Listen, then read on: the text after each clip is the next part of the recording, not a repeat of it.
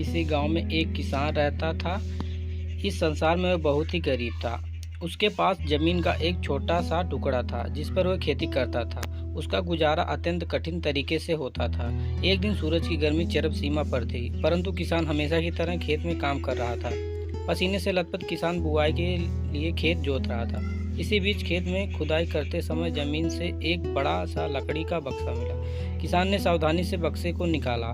पहले तो उसके समझ में नहीं आया कि बक्से का क्या करे। आखिर उसने बक्से को खेत के बाहर रख दिया। उसे साफ करके जो रोटियां वह घर से लाया था वह बक्से में रख दी और अपने काम में जुट गया। दोपहर को जब वह खाना खाने के लिए रोटियां निकालने के लिए बक्से के पास गया तो हैरान रह गया। उसमें रोटियां ही रोटियां भरी हुई थी।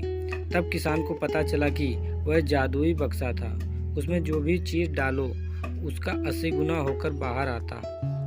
जैसे एक मूंगफली का दाना डालो तो तुरंत उसमें से 80 दाने निकल पड़ते। किसान ने तृप्त होकर खाना खाया और उसके बाद किसान संतुष्ट होकर बक्से को घर ले आया। बक्सा मिलने के बाद किसान बहुत खुश था। उसे लगा कि उसके सब दुख अब दूर होंगे। वह लालची नहीं बल्कि धैर्यवान व्यक्ति था। उसने बक्से का दुरुपयोग नहीं किया। उसे जब भी किसी चीज़ की ज़रूरत होती तो बक्से से तुरंत प्राप्त कर लेता। समय गुजरने के साथ साथ उसके बक्से के बारे में गांव के जमींदार को पता लगा। जमींदार बेहद लालची था और उसे लगा कि ऐसी चीज़, जादुई चीज़ पर तो उसका अधिकार होना चाहिए।